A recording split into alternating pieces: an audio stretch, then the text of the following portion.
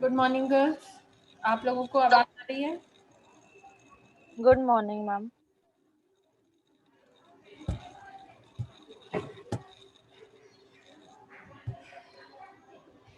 चलिए, तो हमारे लास्ट 2 टॉपिक बचे हैं और जितने भी टॉपिक्स हैं, अगर कोई टॉपिक कभी आपका मिस हो गया है या किसी चीज़ के नोट्स वगैरह आपको नहीं मिल पा रहे हैं, तो मोडल पे आपके सारे ही नोट्स अपलोडेड हैं, ठीक है? तो आप उससे डाउनलोड कर लेना, ओके? और अगर कोई टॉपिक है जो आप लोग डिस्कस कर लेना, आप लोगों की क्लास में अगर किसी टॉपिक में सारे ही बच्चों को प्रॉब्लम है, तो किसी एक दिन हम डाउट क्लास या इस तरह का कुछ सेशन रख लेंगे, ठीक है? Yes ma'am. चलिए, तो आज हमारी लास्ट क्लास रहेगी, ठीक है? अब नेक्स्ट वीक से हमारी क्लास नहीं रहेगी, today would be the last class. और बाकी जो भी नोट्स हैं सब कुछ मूडल पे अपलोडेड है, तो उसमें से डाउनलोड कर लेना, ठीक है ना? Yes ma'am. चलिए, तो we start with this topic, cost and price determination. Now, in an industry, the expenses incurred in producing goods and its sales and service is called as cost. तो आप लोगों को ये चीज आप लोगों ने पढ़ी ही होगी कि cost क्या होते हैं? All the expenses that are incurred in producing a product. ठीक है? Following are included in the calculation of cost of production. तो कॉस्ट डिटर्मिनेशन में हम क्या क्या चीजें इंक्लूड करते हैं? Salaries paid to the employees, electricity for lighting and operation of appliances and the raw material purchase for eventual production. ठीक है, तो ये 3 मेजर एक्सपेंसेस होते हैं, छोटे मोटे और भी होते होंगे, but these are the 3 major expenses that account for or comprise of the cost of a product or a service. The entrepreneur should possess the knowledge of material cost, service cost, etc. There are some traders who choose to sell their products without any assessment of the production cost. Those who do not take into account the probable cost of after-sales services are bound to suffer and loss and at times they have to wind up their business. As such, for successful running business and achieving uh, profits calls for careful assessment of production cost, profit valuation, etc.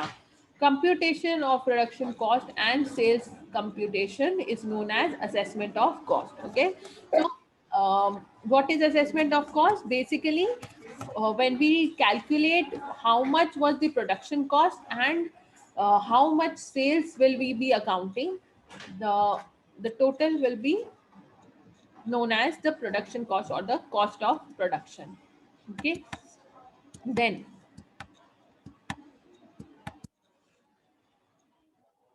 so we all know, you may have studied in school as well, that cost is basically divided into 2 types, direct cost and indirect cost. So direct cost is all the costs that are directly involved in the production of the product. Okay, like every cost that is incurred in the factory for production, वो सारी चीजें जो factory में actual में production के time पर सारी cost लग रही हैं, वो डायरेक्ट कॉस्ट होगी, जो डायरेक्टली प्रोडक्शन में इन्वॉल्व हो रही हैं. ठीक है, जैसे जो लेबर प्रोडक्शन कर रहा है उनकी सैलरीज,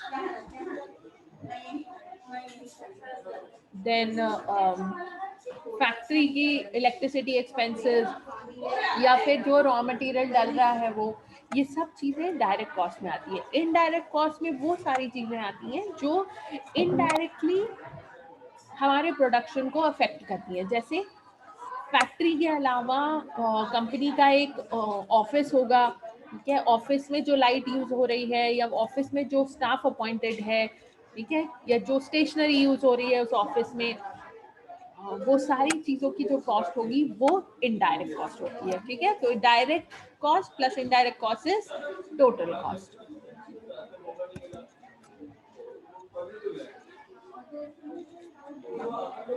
देन डायरेक्ट कॉस्ट भी दो चीजों से मिलके बनती है, material cost and labour cost, ठीक है। तो material cost is any kind of raw material that is used और involved in the production of the product, and labor cost is all kind of salaries or wages that are given to the labor that are involved in production, ठीक है। फिर हम आते हैं indirect cost पे। तो indirect cost basically जैसे यहाँ पे देखिए एग्जांपल दिए हुए हैं, execution such as rent, electricity, transport, license and maintenance. Such types of costs are called indirect cost. In the case of indirect cost, except the direct cost of business management, all other costs are known as direct cost. Very often indirect cost is not connected with any production or service. Under this, the cost of employees or directors compensation is not directly connected with the production or service. For example salaries of sales staff, जैसे ये मैंने बताया था, ऐसी चीजें जो directly cost production को impact नहीं करती हैं वो इनडायरेक्ट कॉस्ट में आएंगी, ठीक है। जैसे salary of sales staff, security staff, maintenance, cleaning staff, ये सारी इनडायरेक्ट कॉस्ट में आ जाती है, ठीक है।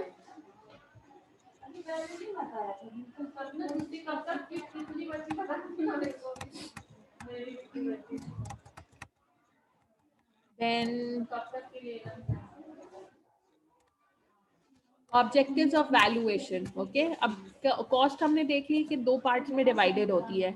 अब हमें वैल्यूएशन क्यों करना है, what is the reason and aim, और what do we want to achieve through valuation. Cost determine करने से हमने what are the objectives that we want to achieve. तो जो ऑब्जेक्टिव्स है, first is sales price fixation. तो product को finally कितने प्राइस में बेचना है उसको डिटरमिन करने के लिए मुझे ये पता होना चाहिए कि उसके ऊपर कॉस्ट कितनी आई है, ठीक है। जितने एक्सपेंसेस इनकर हुए हैं, ऑब्वियसली आप लोगों ने ये फॉर्मूला भी पढ़ा होगा, cost plus profit is equal to sales price, right. पढ़ा है या नहीं पढ़ा है, हाँ या ना?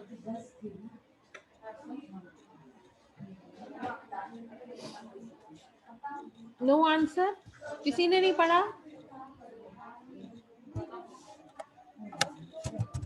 आपने 12th क्लास में भी पढ़ा होगा, अकाउंट्स में भी पढ़ा होगा। Yes ma'am.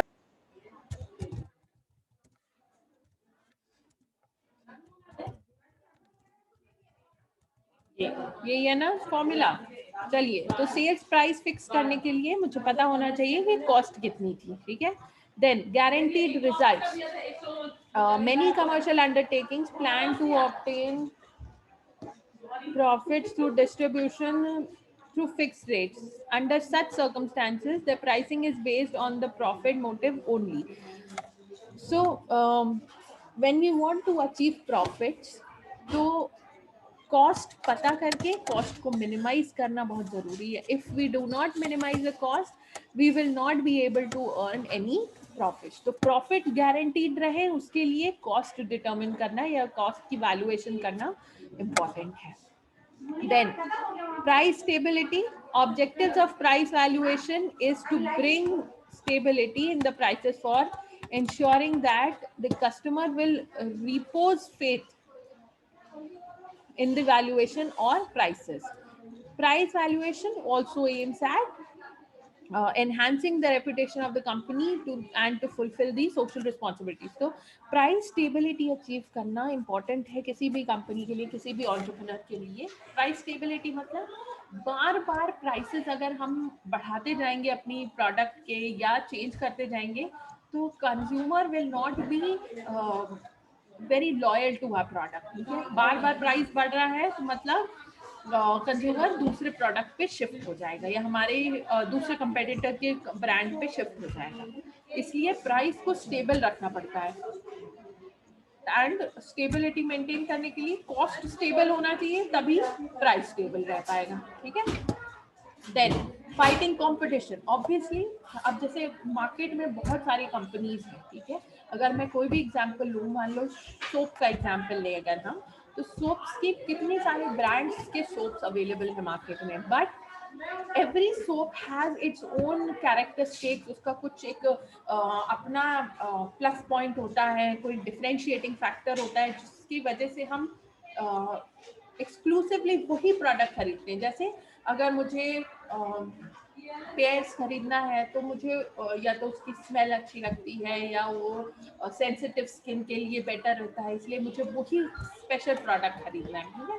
तो ये कंपटीशन में अपनी जगह बनाने के लिए कंपनीज को कॉस्ट को मिनिमाइज करना बहुत ज़रूरी होता है। ऑब्वियसली मैक्सिमम कंज्यूमर्स ऐसा ही प्रोडक्ट खरीदते हैं जो मिनिमम प्राइस में बेस्ट क्वालिटी प्रोड्यूस कर पाए, ठीक है।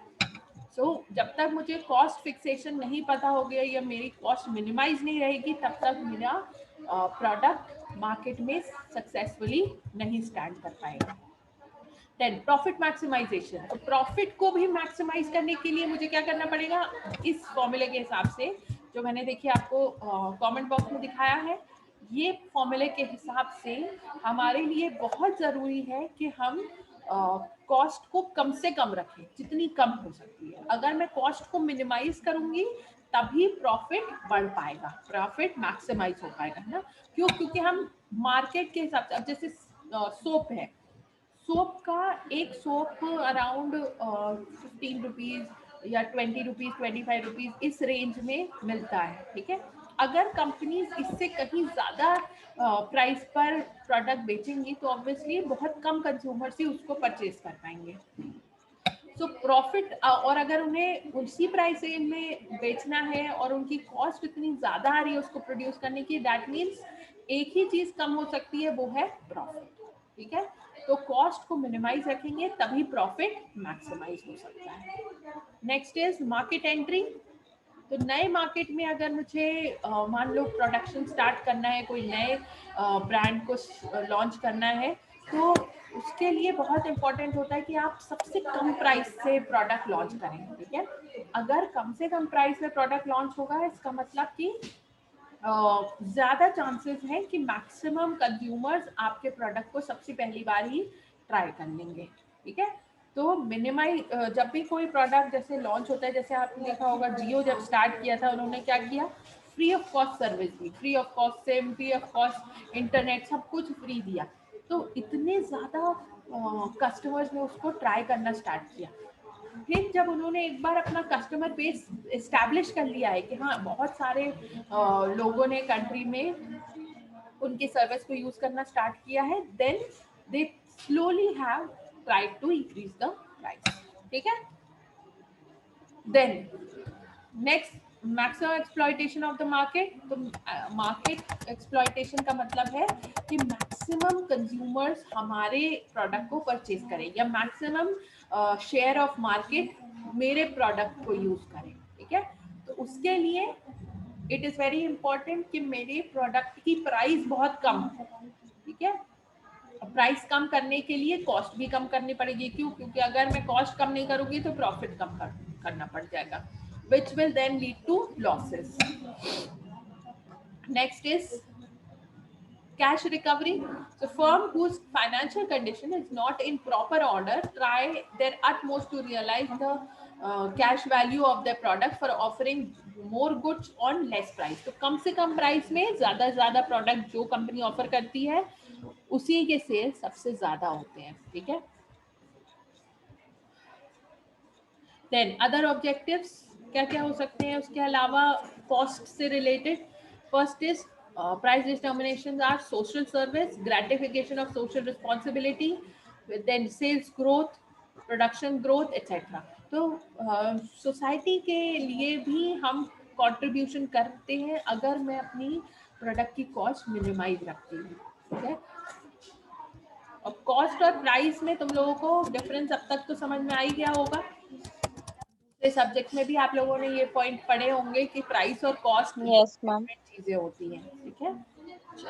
इम्पोर्टेंस ऑफ प्राइस डिटर्मिनेशन में भी वही पॉइंट्स होंगे, ठीक है। तो इसको रीड कर लेना, ठीक है। जो मैंने अभी एक्सप्लेन किया वही पॉइंट्स डिफरेंट लैंग्वेज में यहाँ पर दिए गए हैं, ठीक है। तो इनको रीड कर लेना। देन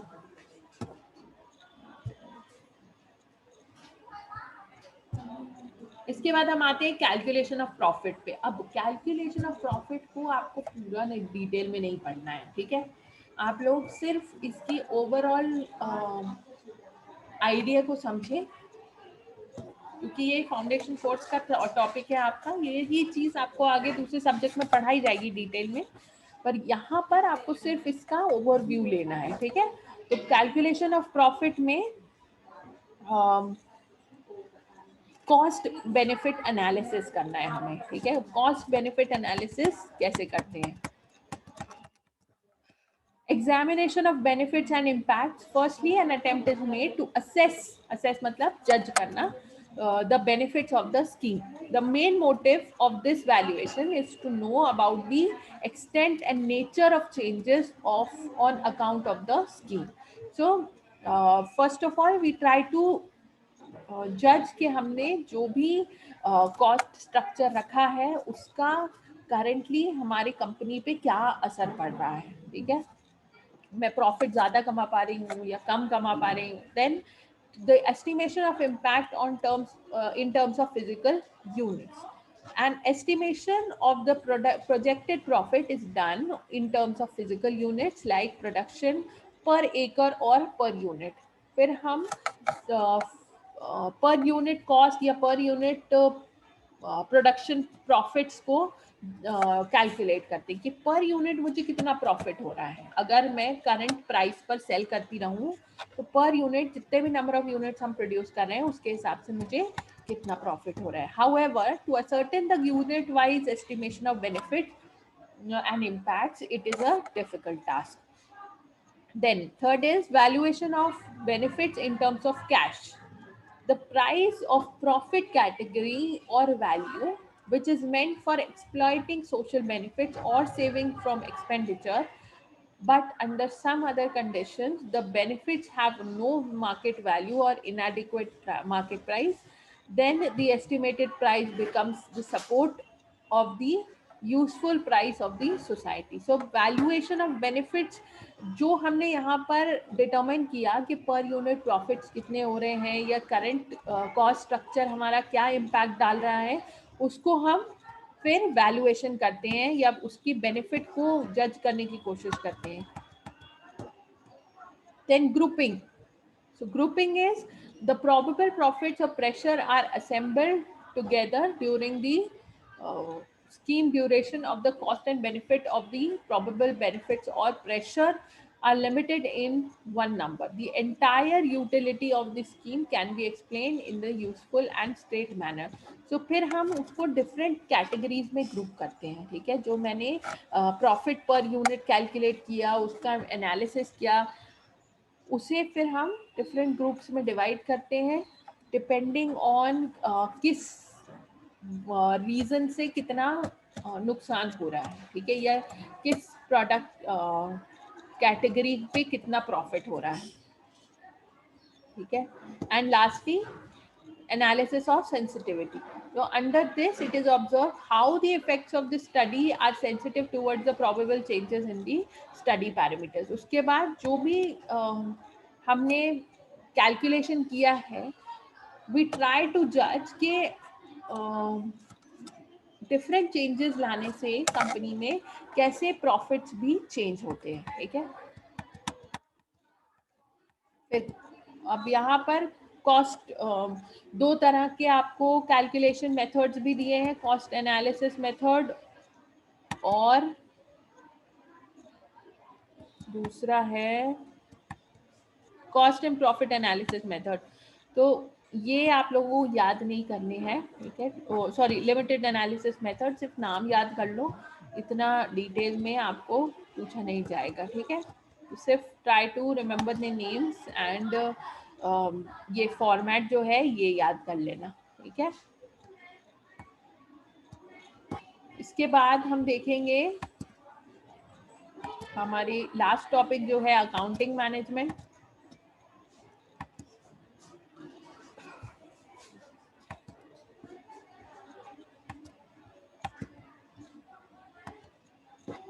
ये आपका अकाउंटिंग मैनेजमेंट हो गया।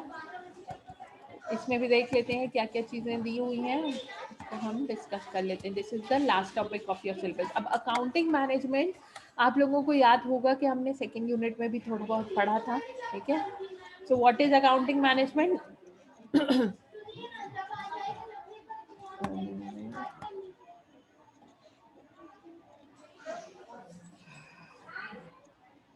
Let's see.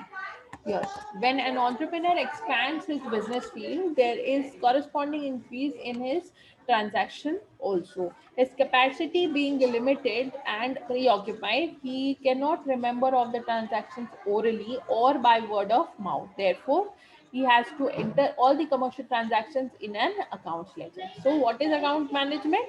Accounting management is basically the art of recording all the commercial transactions that have taken place in the business in order to maintain records, okay, and to analyze the working of the business. Then इसके बाद record keeping zaruri kyun hai? Why? What is the need for record keeping? So these are the points for need for record keeping. First is record keeping is a legal requirement for all companies. So legally all companies, all businesses are bound to maintain the records of transactions that they have done. Then second is the following problems are solved by virtue of record maintenance. तो अगर हम records maintain करते हैं तो ये सारे problems भी हमें face नहीं करनी पड़ेंगी. क्या क्या problems? What is the quantum of profit? Quantum of profit मतलब क्वांटिटी ऑफ प्रॉफिट. कितना प्रॉफिट हुआ है ये अगर मुझे साल के एंड में जानना है, उसके लिए मुझे साल भर के ट्रांजैक्शंस तो ऑब्वियसली चाहिए. So judging the amount of profits that we have earned. Then what is the cost of the company. तो कितने एक्सपेंसेस साल भर में हमने इंकर किए हैं. Surabhi ma'am.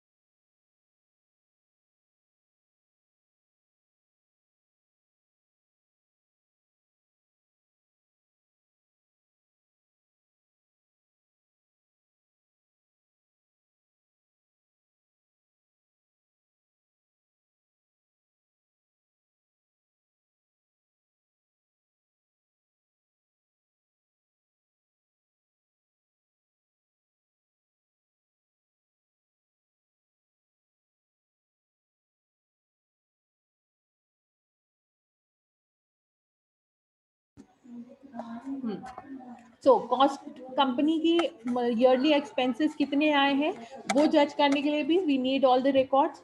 What is the extent of outstanding payment against the consumer buying the company.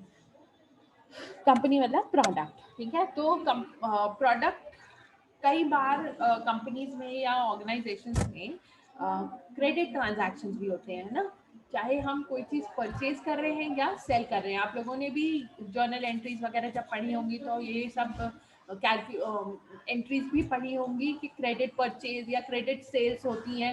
Right. तो credit purchase credit sales में कई सारे पेमेंट्स हमारे होते हैं जो हमें आउटस्टैंडिंग करने होते हैं या कई सारे आउटस्टैंडिंग पेमेंट्स अभी रिसीव करने भी होते हैं. तो if we do not record all the transactions we may miss out on some outstanding receipts or payments. ठीक है.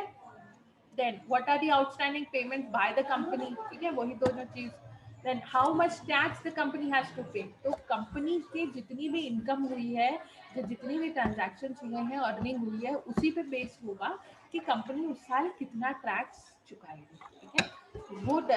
वो कैलकुलेशन के लिए भी we need all the records. Okay. Then यहाँ पे कुछ डेफिनेशंस दी हैं. ये डेफिनेशन तो आप लोगों ने बहुत बार पढ़ी होंगी. वही बुक कीपिंग, अकाउंटेंसी, इन सब चीज़ों की डेफिनेशन. ठीक है. ये रीड कर लेना. मैं अननेसेसरी फिर से एक्सप्लेन नहीं करने वाली हूँ. Then objectives of accounting. What are the objectives? Yeah, what are the needs of accounting? To assess the capital investment from the business. कितना capital लगाया गया था business में. By way of finance accounting, the businessmen are able to draw a comparative picture of the profit and loss, purchase, sales and liabilities. तो सारे transactions को हम उसी से पता कर सकते हैं जो accounting करते हैं. The main objective of financial accounting is to record or register the particulars of commercial transactions carefully in the book of account so as to enable to get the requisite information and details whatever necessary. ठीक है, किसी भी तरह की company की जो details commercial transactions की हमें जाननी होती हैं वो सारी डिटेल्स इसी में मेंशन होती हैं. Then financial accounting provides the details of payments due and receivables within the stipulated period. अभी हमने यही चीज देखी, कितना पैसा अभी मिलना बाकी है या कितना पेमेंट करना बाकी है, ये हम फाइनेंशियल अकाउंट से जज करते हैं. Then the accounting in question also gives the particulars of cash status like the mode of cash receipts, cash outflows and the cash quantum available on a particular date. ठीक है, तो किसी particular date का transaction अगर clear नहीं है या उसके साथ कोई issues हैं, so we can go back to that particular date और उसके सारे transactions को हम verify कर सकते हैं if we have all the records. Then from the financial accounting, the entrepreneur can take a check on cash as well as material status. The chances of misappropriation or embezzlement of cash or material are reduced to a large extent. ठीक है, तो अगर सारे records written में होंगे हमारे पास तो किसी भी तरह का कोई मिसअप्रोप्रिएशन या किसी तरह की कोई बेईमानी या कोई हमारा कोई पैसा गायब करते इस तरह की कोई भी चीज एक्टिविटी नहीं हो सकती अगर सारे रिटन रिकॉर्ड्स हमारे पास हैं. ठीक है. Then the function of financial accounting is to make known the particulars or profits or loss incurred by the company during a particular period. So functions of financial accounting क्या है? To make known the particulars or profit or loss incurred by the company. So एक साल में किस साल हमें profit हुआ, किस साल लॉस हुआ. मान लो हमने इस साल कोई नई स्ट्रैटेजी अपॉइंट करी थी, कोई मार्केटिंग स्ट्रैटेजी या प्रोडक्शन स्ट्रैटेजी, उस स्ट्रैटेजी का मेरे प्रॉफिट या लॉस पे क्या असर पड़ा है वो जज करने के लिए भी I need the records for all the transactions that have taken place in the entire year. And lastly, from financial accounting, the entrepreneur has the knowledge of financial status of the company and the conditions of assets and liabilities on a particular date. एक दिन किसी भी दिन अगर हम जज करना चाहें कि मेरी कंपनी की एक्चुअल फाइनेंशियल पोजीशन क्या है तो वो कैसे पता चलेगी, हमारे अकाउंट्स देखकर.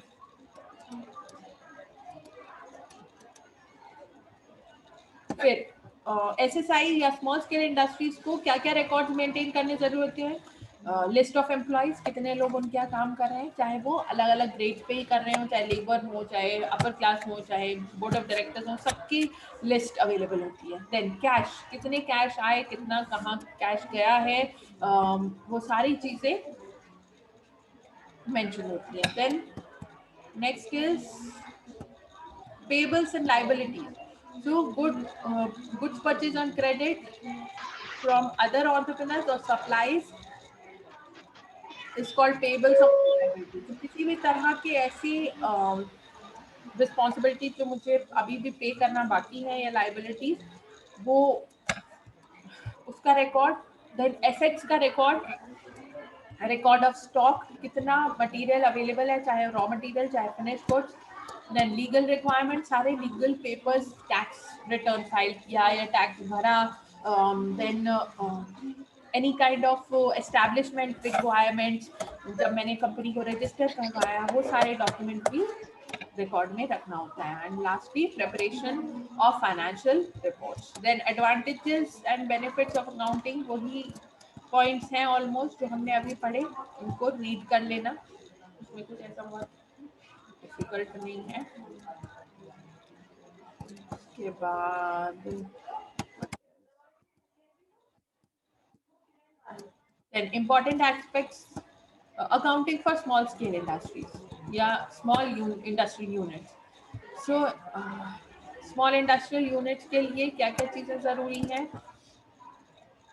वही कैश बुक और डे बुक, पर डे क्या ट्रांजैक्शन हो रहा है, कितना कैश आ रहा है, कितना जा रहा है, उन सारी चीजों की डिटेल्स। जर्नल, जर्नल आप लोगों ने सबने पढ़ा होगा, व्हाट आर जर्नल एंट्रीज। तो हम हर ट्रांजैक्शन की एंट्रीज देखते हैं, मेंशन करते हैं कि कितनी कौन सा अकाउंट किस दिन अफेक्ट हो रहा है, ओके, या किसी ट्रांजैक्शन से कितने अकाउंट अफेक्ट हो रहे हैं ना, आप लोग यही करते होंगे ना। अगर कोई किसी से गुड्स परचेज किए गए हैं तो हमारा स्टॉक इफेक्ट हुआ प्लस हमारे कैश इफेक्ट होगा, या हमने अगर क्रेडिट में परचेज किया है, ठीक है। देन बैंक बुक, बैंक में कितना पैसा गया, कितना आ रहा है, इंटरेस्ट कितना मिल रहा है, उससे ओवरड्राफ्ट कितना किया, कितने चेक इशू किए, कितने चेक रिसीव हुए, ठीक है। हमने अगर लोन लिया है तो उसका इंटरेस्ट कितना जा रहा है, वो सारी चीजें। Then sales journal, purchase journal, ledger book, ये सब आपने 12th क्लास में पढ़ा हुआ है, ठीक है। मैं फिर से एक्सप्लेन नहीं कर रही हूँ। के बाद ये सब फॉर्मेट्स की याद करने की जरूरत नहीं है, ठीक है। दैट्स इट, बस, और तो कुछ है नहीं इसमें। इस 2 फाइल्स को आप लोग फिर से एक बार रीड कर लेना, ठीक है। अगर कोई डाउट होता है तो मुझे ग्रुप पे ही बता देना कि मैम ये पॉइंट्स समझ में नहीं आ रहे हैं। मैम बट ग्रुप में हम लोग मैसेज नहीं कर सकते। अच्छा, उसमें सिर्फ टीचर्स कर सकते। तो एक काम करना, आप लोग आपस में तो तुम लोगों ने अलग से ग्रुप बनाया होगा ना फर्स्ट ईयर वालों का। Yes ma'am. उस पे आप लोग डिस्कस कर लेना कि किसको कौन सा टॉपिक समझ नहीं आया है, ठीक है। और यस मैम। कोई भी ऐसे टॉपिक जो बहुत लोगों को समझ में नहीं आए हैं, वो फिर कोई एक पर्सन मुझे मैसेज कर देना, ठीक है ना। Yes ma'am. तो आपकी क्लास में ये कोई भी एक लड़की मुझे मैसेज कर सकती है। अमृता, तुम मैसेज कर देना मुझे, ठीक है। जो भी बच्चे अगर कोई टॉपिक नहीं समझ पा रहे हैं तो अमृता को बता देना, अमृता विल इन्फॉर्म यू, ठीक है। Okay ma'am, okay ma'am. चलिए चलिए, थैंक यू गर्ल्स। और नोट्स जरूर से डाउनलोड कर लेना, ठीक है। जो क्लास की वीडियो है वो भी मैक्सिमम तो मैंने अपलोड करी हुई है, वो भी डाउनलोड कर लेना। अगर कोई टॉपिक छूट गया है तो बता दिया मैंने क्या करना है, ठीक है। Yes ma'am. Thank you girls. Thank you ma'am. Thank you ma'am.